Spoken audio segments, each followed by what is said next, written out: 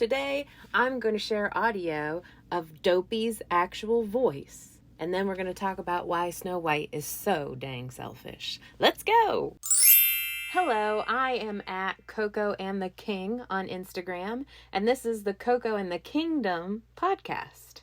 I'd like to debunk a myth today, and that myth is that Dopey from Snow White has no voice. The adorable Dopey, in fact, does have a very loud and prominent voice, and I have all the receipts to prove this. Let me walk you through it. First, the scene is when the 7 little men come home and they see who's been eating our sugar, all our cups are washed, everything's clean, who did this? And they immediately turn to an intruder with ill intent. I don't know why that happened, but they were scared, so I'll give them that. But they send Dopey upstairs to see who's up there and to get him. And that's the scene. So here it is. I'll narrate so you know what's happening. He's creeping up the stairs. He's scared. Don't be afraid. We're right behind you. Yes, right behind you. But they're a bunch of liars. Just a bunch of cowards down there making my brave little prince face his fears all on his own. He keeps going. He gets to the top of the stairs.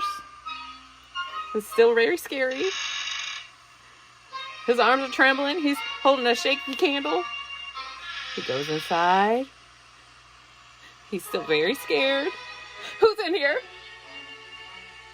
Who's there? What's happening? Who is it? Oh my gosh, it's a beast. You better get out of here. And that was Dopey's voice. He has had a voice this entire time. This entire time he had a voice.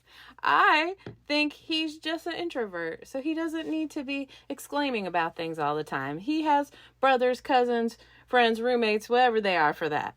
They are a bunch of extroverts.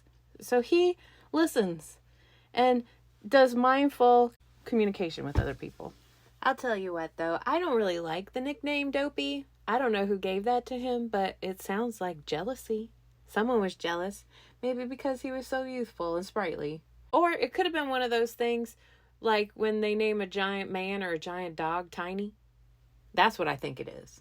Because he might have been the smartest one of all. Who was it when all the other guys were like, "You can sleep in our bed, Snow White"? It was Dopey that was like, "Hey, if you give up our beds to this giant woman, where are we going to sleep?" And he found the pillow and started making up a little space for himself. And then his brothers, cousins, roommates, whatever they are, they tore it to shreds. And what did he do? He persevered. He picked up that feather and was like, "I will make do," and started DIYing on the spot. Not to mention, he was like, "This lady is gigantic, but I want to dance with her. How can I do that?" "I know. I'll crawl on top of my brother's shoulders. I'll be the upper half. And then we will have this magical moment of fun, laughter, and dancing with Snow White." So see, Dopey is the smart one of the bunch. I think the person, ironically, that I like least in the whole Snow White story is Snow White. And hear me out on this. I love her as a character. I like her look. I like her vibe. But she is so selfish this entire time. One, when the huntsman set her free, she wasn't like, "Oh my gosh, huntsman, I had no idea this was happening. You are a hero," and then runs into the forest. No, she just loses her mind, runs in, imagines all this bad stuff happening, which I get it. She just learned something very terrifying. But all these woodland creatures come to her aid, and she's not like, "Oh, are you guys okay out here? Is there anything I could help you with?" She's like, "You know someplace I could live?" And then they're like, "Yes, we do know someplace you could live. Let us show you where it's at." And immediately she's like, "This place will never do. Okay, bunnies, you better sweep this floor. Squirrels, you better climb up in those rafters and get those spider webs out of there. Oh my gosh, I gotta do everything around here."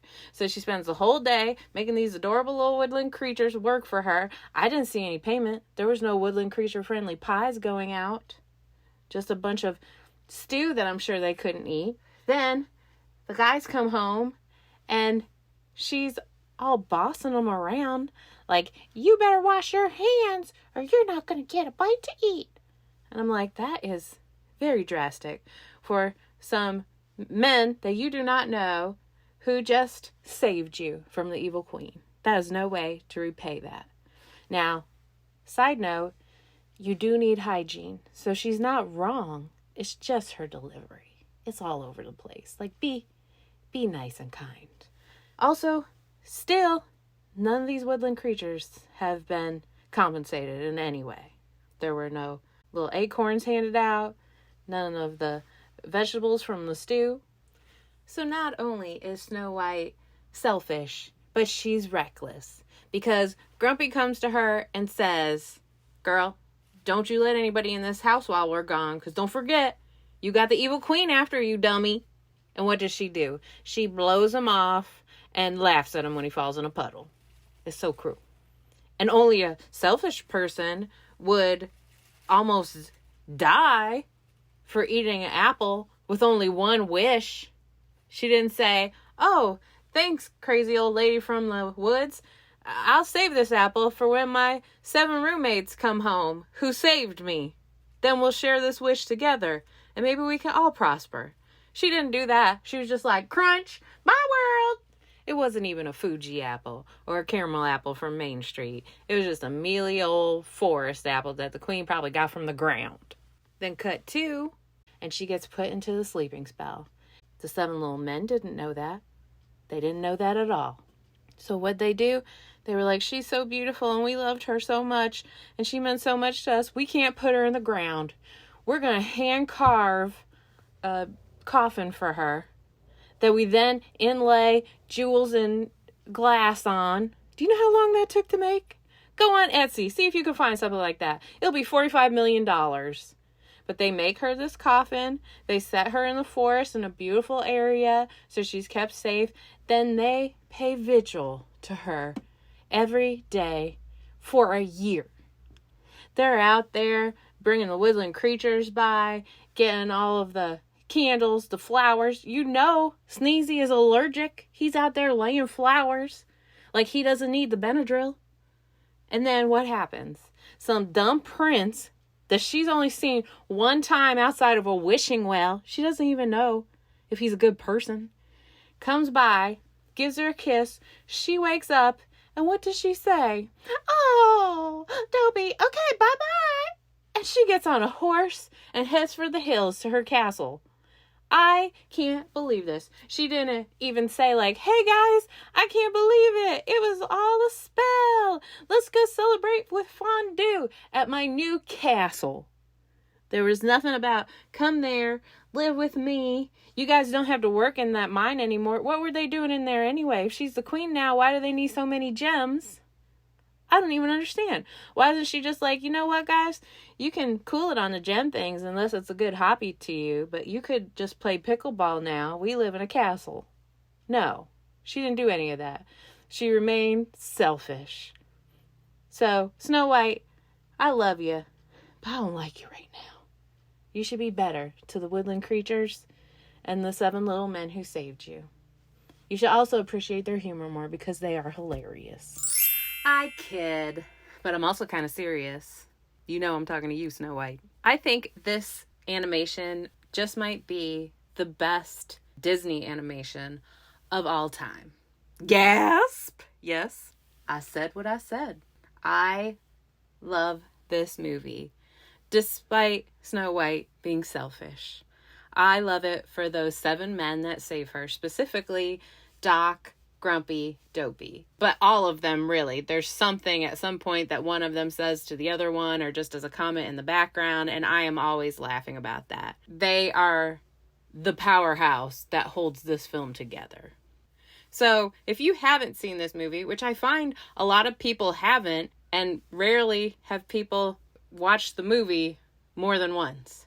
So I'm going to invite you guys to watch that movie tonight. And when you're sitting there laughing because you're paying attention to all the little details, you're going to be like, by Jove, that woman on the internet was right. And I knew I was right all along. Comedy gold. And yes, am I an adult woman with strong opinions and feelings about nonsense Disney stuff? I am. That's me. And if you have a problem with that, then please remember to like and subscribe. And don't forget to ring that little bell. I don't even know what the bell is because I watch this on a smart TV. This has been a Coco and the Kingdom podcast. Thanks for listening.